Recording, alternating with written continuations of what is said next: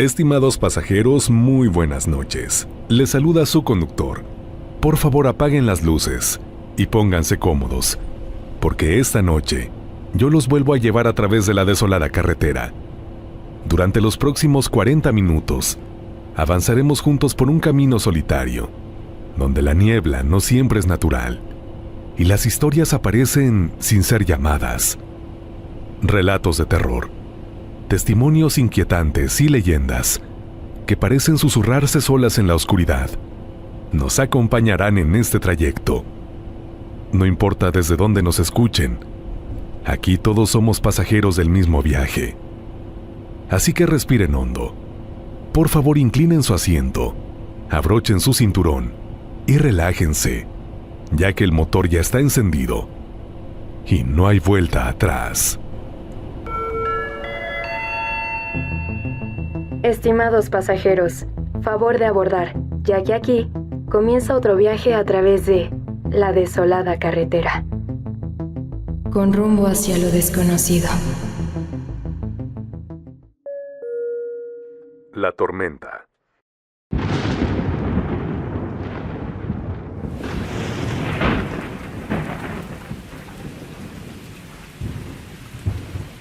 Mi nombre es Rubén Carvajal, y lo que estoy a punto de contarles ocurrió una noche aquí, en Ciudad Acuña. Aquella noche yo me encontraba trabajando, como de costumbre, en la empresa donde laboro. Me había tocado el turno nocturno, ese turno en el que el tiempo se estira, el silencio pesa más, y cualquier ruido parece fuera de lugar. Afuera, una tormenta intensa azotaba la ciudad. La lluvia caía con fuerza. El viento silbaba entre las estructuras metálicas y los relámpagos iluminaban el cielo por segundos, como si alguien encendiera y apagara la luz del mundo. Recuerdo haber pensado que era una noche perfecta para que algo saliera mal. Cerca de la medianoche, mi celular sonó. No era una hora normal para recibir llamadas, y cuando vi el nombre de mi esposa en la pantalla, sentí un presentimiento difícil de explicar. Contesté de inmediato. Del otro lado de la línea, no escuché palabras, escuché llanto. Un llanto desesperado, entrecortado, como si le faltara el aire. ¿Dónde estás?, me preguntó. ¿Estás bien? ¿Sigues en el trabajo? Su voz temblaba. Le respondí que sí, que estaba bien, que no había salido en ningún momento, que seguía trabajando como siempre. Entonces le pregunté qué estaba pasando. Hubo un silencio. Uno de esos silencios que pesan más que cualquier grito. Y entonces comenzó a contarme lo que había vivido. Me dijo que estaba en la planta alta de la casa, junto a nuestra hija. La tormenta había comenzado a ponerse más fuerte, y los truenos hacían vibrar las paredes. De pronto, empezó a escuchar ruidos en la puerta principal. No eran golpes normales, sino como si alguien estuviera probando la chapa, empujando, insistiendo, incluso rascando. Pensó que quizá yo había llegado antes de lo esperado. Bajó con cuidado las escaleras, tratando de ver quién estaba ahí. Y entonces fue cuando lo vio. Ahí, del otro lado de la puerta, estaba yo, su esposo, ni más ni menos. Vestido con el uniforme de trabajo, con la misma complexión, con el mismo rostro. Pero algo estaba mal. Me dijo que en cuanto cruzaron miradas, supo que no era yo. Tus ojos, me explicó, no tenían vida. Eran fríos, vacíos, como si algo estuviera usando tu cuerpo, pero no supiera imitarte del todo.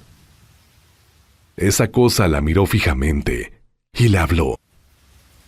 Déjame entrar. Por favor, déjame entrar. Ella dio un paso atrás.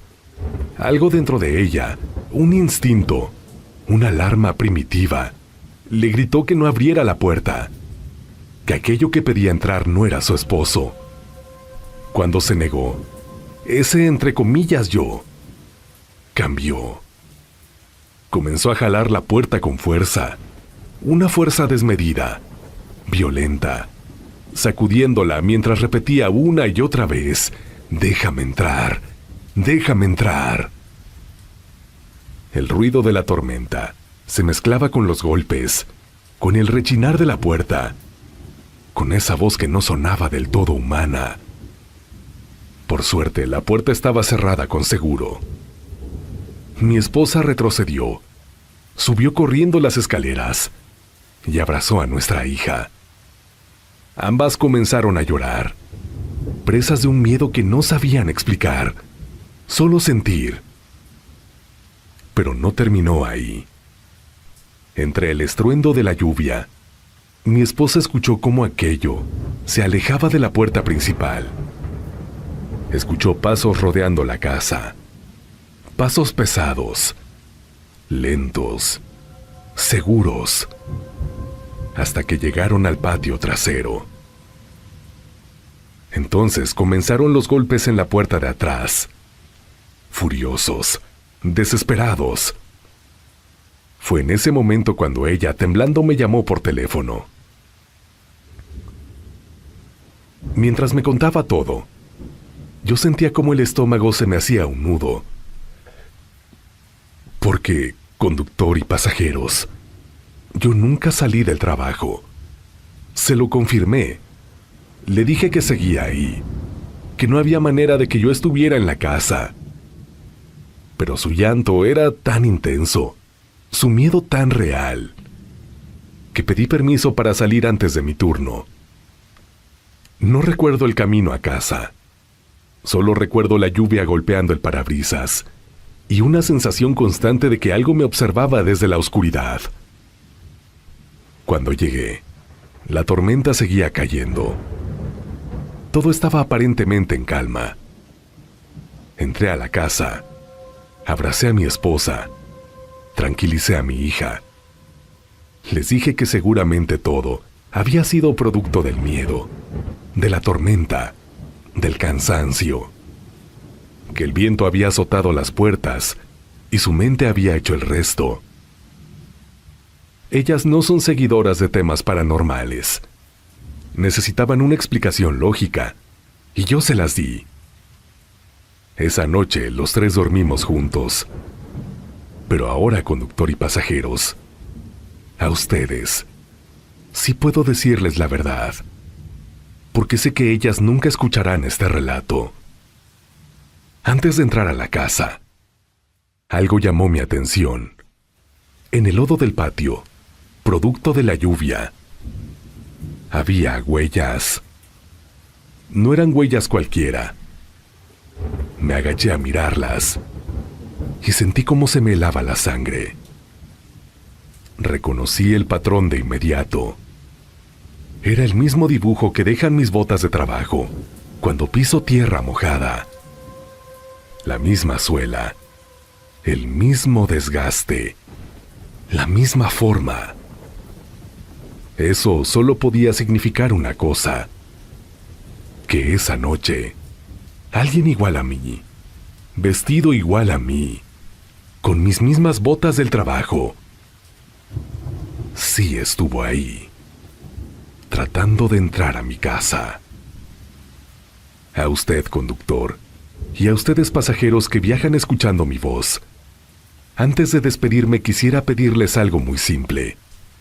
Si esta noche escuchan que alguien llama a su puerta, asegúrense primero de que no sean ustedes mismos.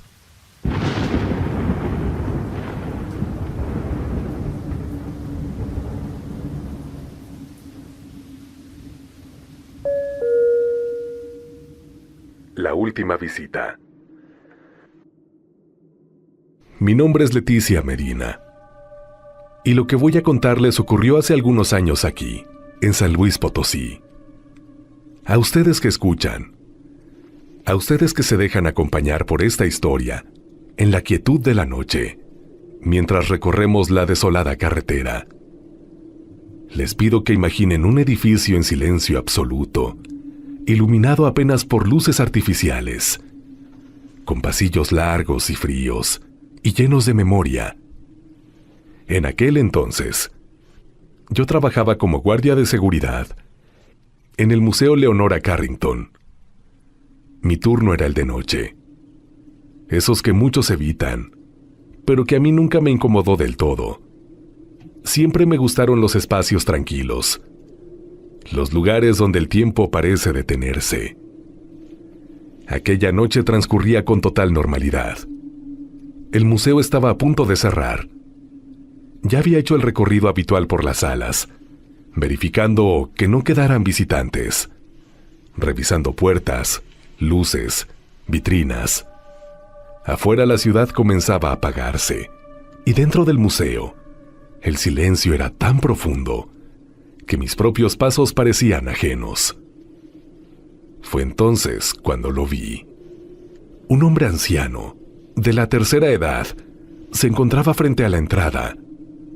Su postura era encorvada.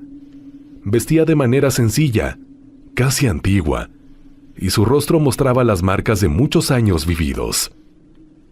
Me miró con cierta urgencia, pero también con una tristeza difícil de describir.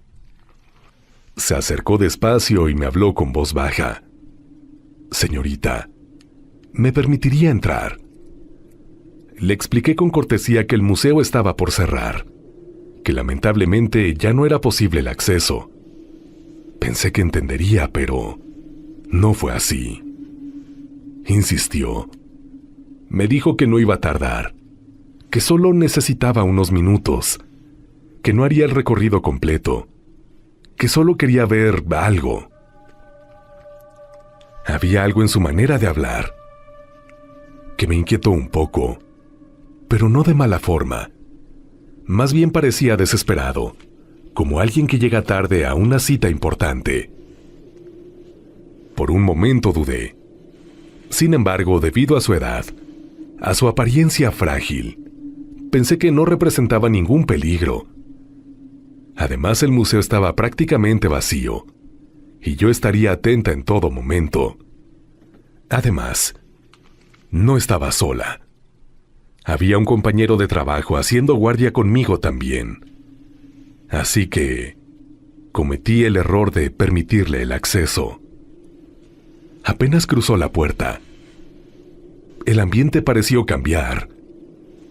El anciano comenzó a caminar lentamente por los pasillos, observando las paredes, las estructuras, los techos. Mientras avanzaba, empezó a hablar, sin que yo le preguntara nada. Relataba hechos históricos. Hablaba de años pasados, pero no de unos pocos años, de muchas décadas. Mencionaba castigos, encierros, rutinas duras, nombres que yo jamás había escuchado. Describía el lugar no como un museo, sino como otra cosa. Aquí no había arte, dijo en algún momento. Aquí había rejas y silencio. Eso me llamó la atención.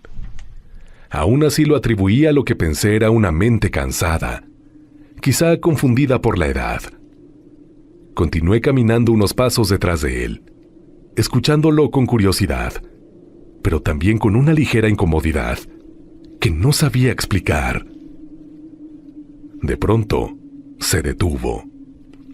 Miró hacia un pasillo en particular, uno que no formaba parte del recorrido principal. Entonces, dijo algo que jamás olvidaré. Voy a ver la que fue mi celda. Es lo último que debo hacer antes de irme. Sentí un escalofrío recorrerme la espalda.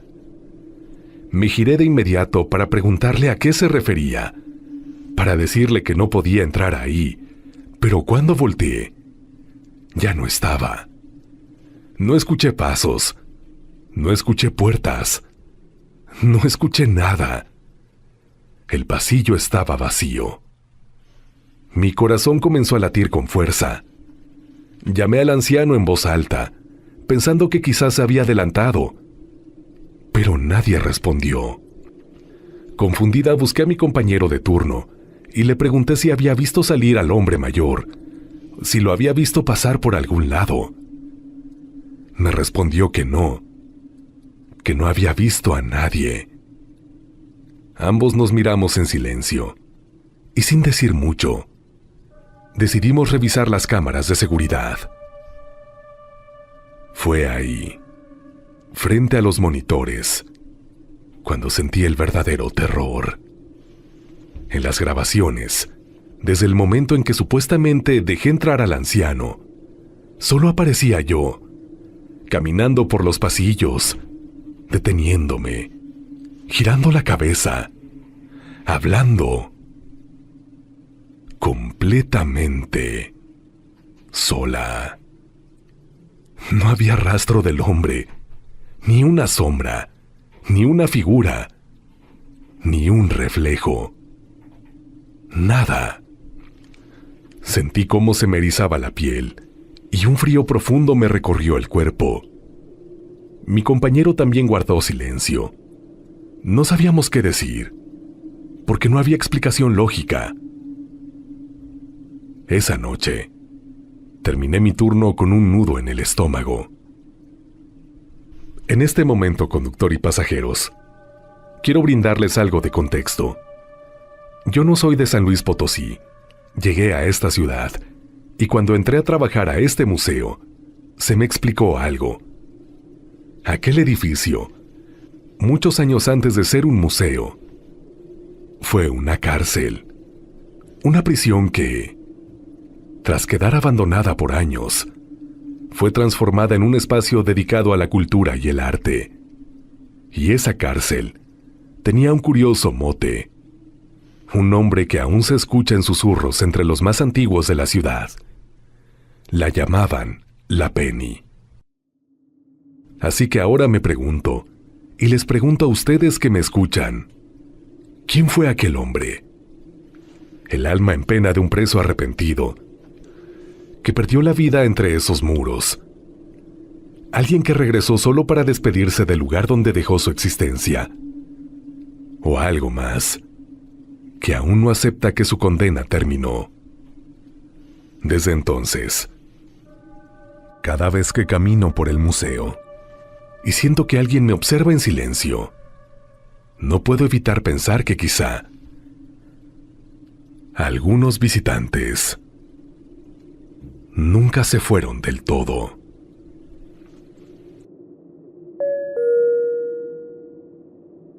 Lo que cayó del cerro. Prefiero no decir mi nombre, no porque no confíe en ustedes, conductor y pasajeros, sino porque, después de lo que viví, entendí que hay historias que es mejor contar sin dar demasiados datos.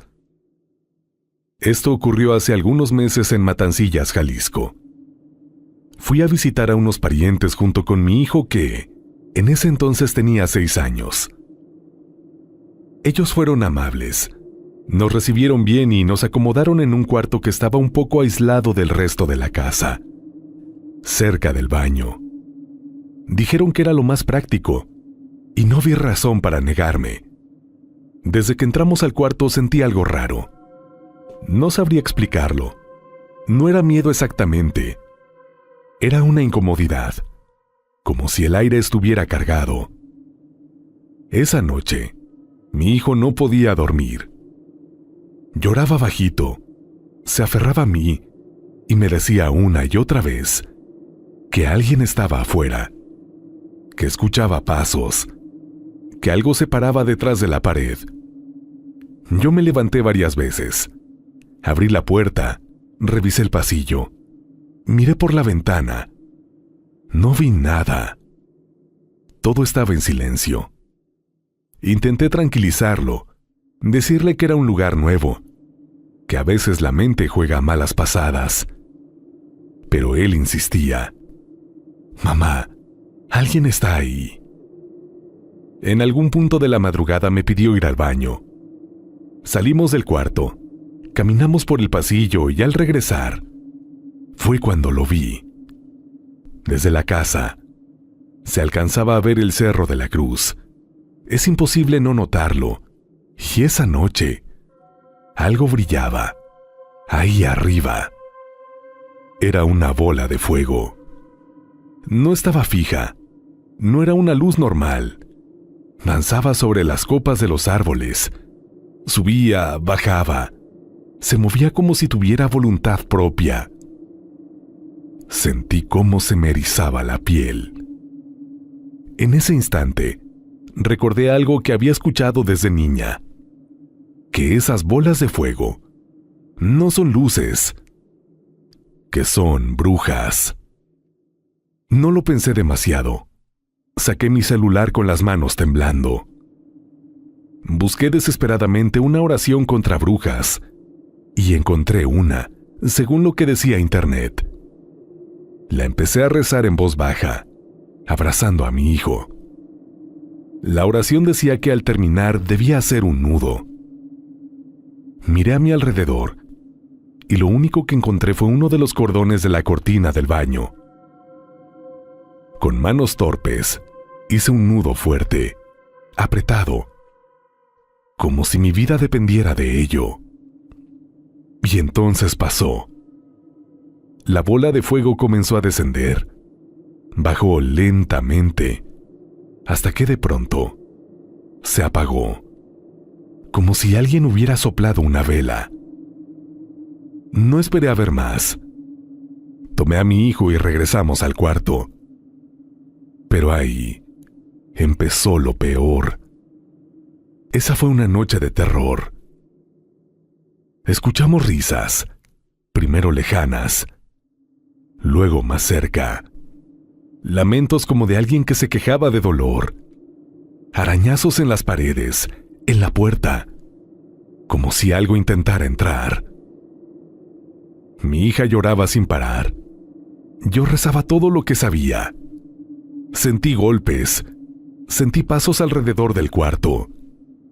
Y una presencia furiosa. No dormimos. Cuando por fin amaneció, el silencio regresó como si nada hubiera pasado. No dije nada a mis familiares. Desayunamos tranquilos. Reían, hablaban, como si la noche anterior no hubiera existido. Más tarde fuimos a la plaza principal del pueblo. Compramos una nieve y nos sentamos en las bancas, tratando de disfrutar el día. Fue entonces cuando la vi. Una mujer de la tercera edad. Caminaba con dificultad, encorvada y apoyándose apenas en su cuerpo cansado. Pasó frente a nosotros y de pronto se detuvo. Giró lentamente la cabeza y me miró. Su mirada no era normal. Era dura, llena de enojo. Se acercó un poco más y sin levantar la voz me dijo: «Mendiga vieja, ese nudo sí me dolió». Sentí que la sangre se me heló. La mujer siguió caminando como si nada. Yo me quedé inmóvil, con la nieve derritiéndose en mis manos. Conductor y pasajeros, desde ese día, entendí que algunas cosas que nos contaban de niños no eran cuentos, iban más allá de simples leyendas.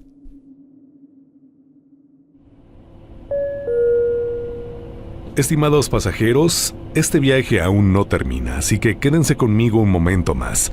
Antes de continuar, es importante que los invite a suscribirse al canal y activar la campanita de notificaciones, en caso de que todavía no lo hayan hecho. Recuerda que así, YouTube te estará notificando cada vez que haya un viaje disponible en la desolada carretera, y así no te perderás ninguno de los subsecuentes. Además, podrás estar en condiciones de decir #yo soy pasajero y formar parte así de esta gran familia. Envía tu relato al correo midesoladoes@gmail.com. midesoladoes@gmail.com.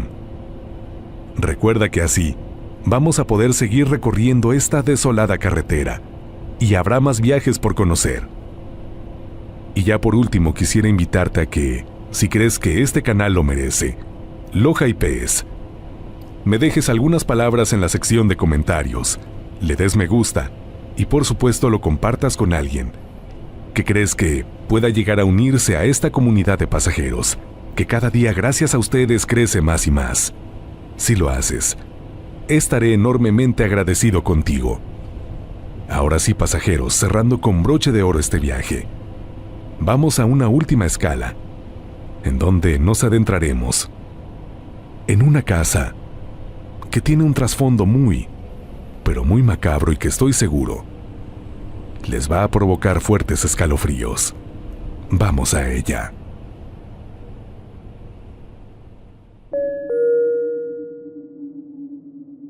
La casa de Gaby. Buenos días, tardes o noches, conductor y pasajeros. Anteriormente ya había mandado algunos relatos al canal. De unos viajes en motocicleta, hasta un relato de algunos visitantes. Pero hoy les quiero relatar lo que sucedió a finales de 2024, mientras trabajaba en el estado de Querétaro. Y pues bien, mi relato es el siguiente. Yo soy de Pachuca, y por cuestiones laborales requerí cambiar mi domicilio de manera temporal al estado de Querétaro. Así que por ende tuve la necesidad de alquilar un lugar donde descansar después de la jornada laboral. Y llegué a rentar una pequeña habitación, algo retirada de mi lugar de trabajo, pero supuse que era mientras encontraba algo mejor. Y así transcurrieron los días, hasta que me presentaron a mi jefa inmediata, que por azares del destino era Gaby, a quien conocía, pues fue mi pareja durante la secundaria. Terminando la presentación, en una hora de descanso comenzamos a platicar, y entre la charla le comenté del lugar donde me estaba quedando, a lo que ella me comentó que estaba algo retirado de las instalaciones, por lo que me ofreció una pequeña casa que había adquirido cuando llegó a radicar al estado. Pero cuando se casó, se había mudado con su esposo, y esa casa había quedado deshabitada. Me la ofrecía en renta por mucho menos de lo que estaba pagando. De esa manera, ya no estaría la casa sola, y yo ahorraría en renta. De inmediato acepté, sin imaginar lo que esto conllevaría.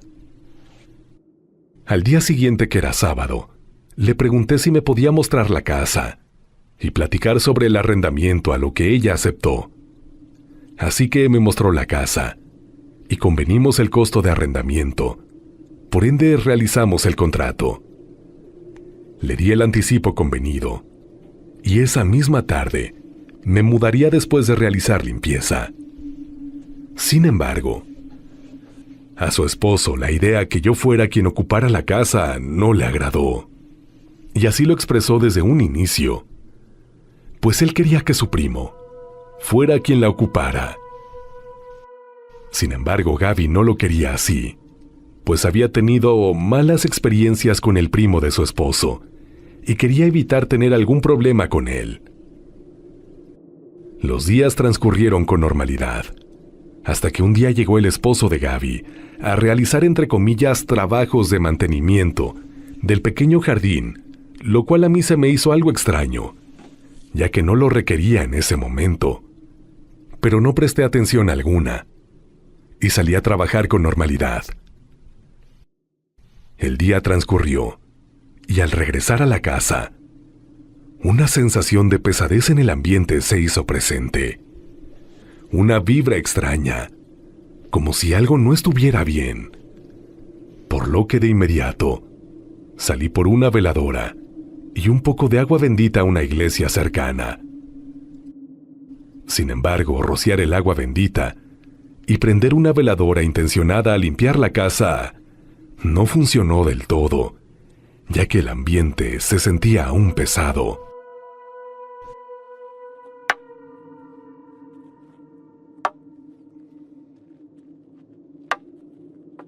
Durante la noche comencé a escuchar pequeños golpes en las paredes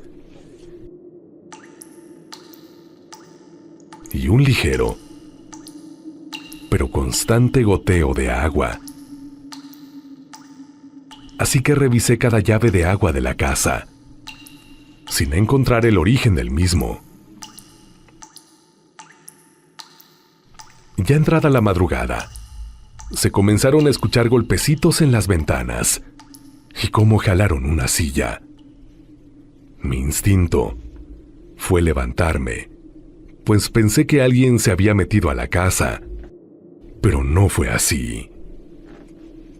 Acomodé la silla y me aseguré que todas las ventanas estuvieran bien cerradas.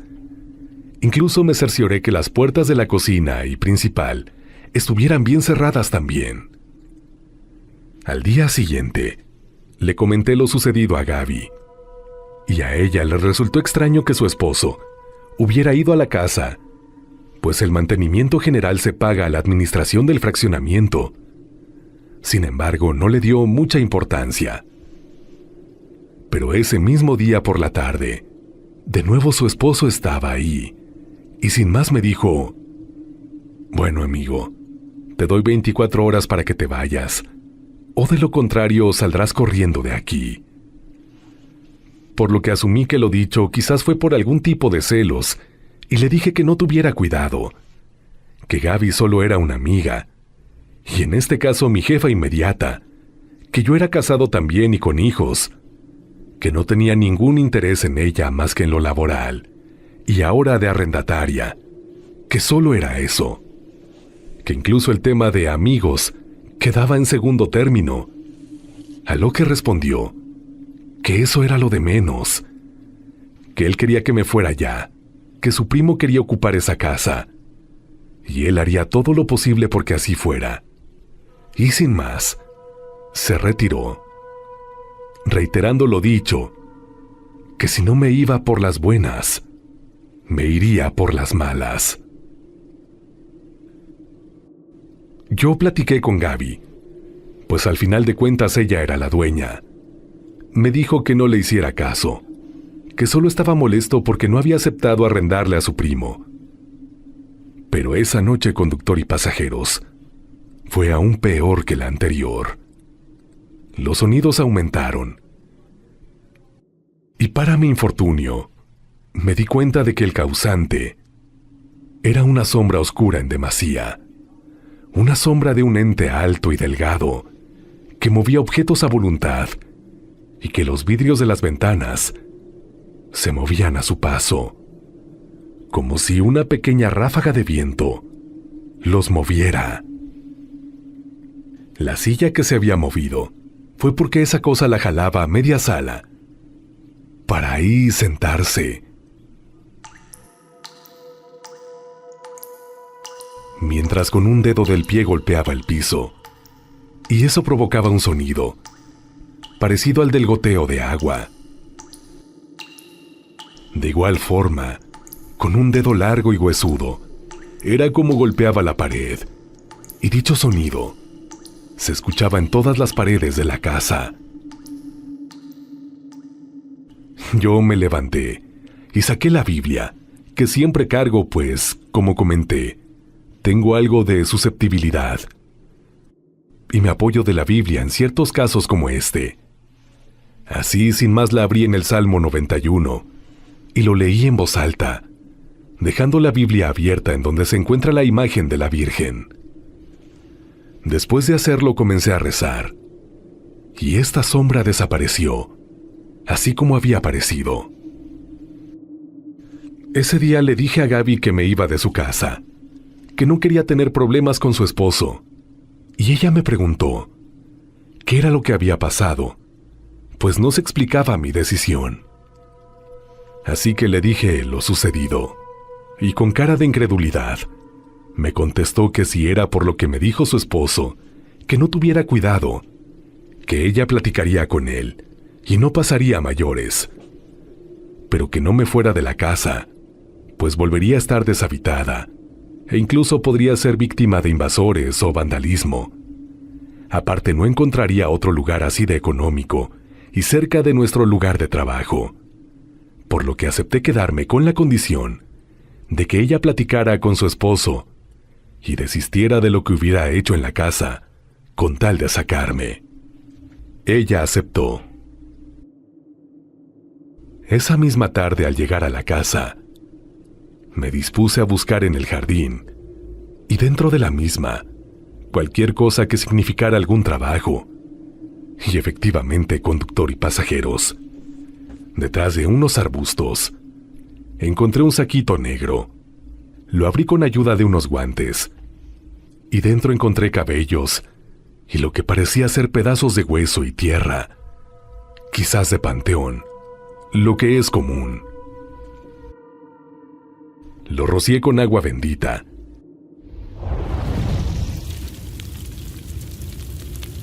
y decidí quemarlo en un lugar apartado de la casa, pero dentro del mismo fraccionamiento, un lugar sin casas cercanas. La situación mejoró por una semana. Los ruidos ya no se escuchaban por la madrugada y el ambiente cambió a ligero nuevamente. Pero esto duró muy poco, pues 2 semanas después, comencé a tener pesadillas que involucraban a mi esposa e hijos, incluso a mi hermana y a mi papá. Así que supuse que tenía que ver de nuevo con las amenazas recibidas. Y de nuevo se lo comenté a Gaby, pero ahora sí en tono de molestia. Me dijo que hablaría con su esposo, ya que el serlo no le daba derecho a decidir en algo que a ella le había costado. Sin embargo, conductor y pasajeros, mi decisión fue cambiarme lo antes posible de vivienda, pues lo que fuera que estaba haciendo su esposo ya estaba involucrando a mi familia.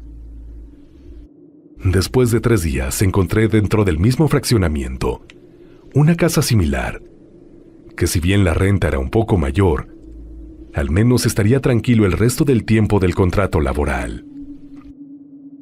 Después de mi mudanza, en la casa de Gaby, se miraba una sombra por las noches, y en el jardín comenzó a secarse el pasto, los arbustos y a tener una fachada, como si hubiera estado abandonada por años. Solo habían pasado un par de semanas. Posteriormente, al terminar el contrato laboral, ella me pidió hacerlo extensivo de manera indefinida, pues había vacantes dentro de ese programa federal, así que me quedé hasta la primera semana de este año. Me quedé, pero no volví a su casa. Incluso a pesar de que somos amigos, elegí poner un poco de distancia y tratarla por asuntos meramente laborales. Pero por lo poco que alguna vez platicamos, ella se divorció, pues su esposo tenía tratos para venta de sustancias prohibidas. Y la casa de ella la quería para poner ahí un lugar de venta de dichas sustancias. Y su primo sería quien la atendería. Eso y que su esposo le había ocultado el conocimiento de algunos rituales y trabajos oscuros, por decirlo de alguna manera. Ese es mi relato, conductor y pasajeros. Que pasen una excelente noche. Recuerden tener cuidado cuando requieran rentar algún local o vivienda. No vaya a ser que sean los próximos en relatar algo para la desolada carretera.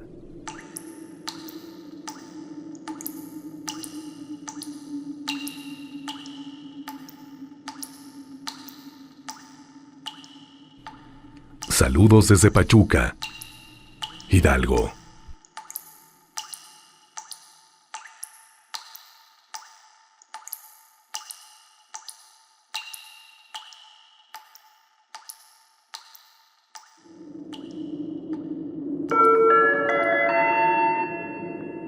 Estimados pasajeros, hemos llegado a nuestro destino. Gracias por acompañarnos en este viaje. Es momento de descansar. Si creen poder,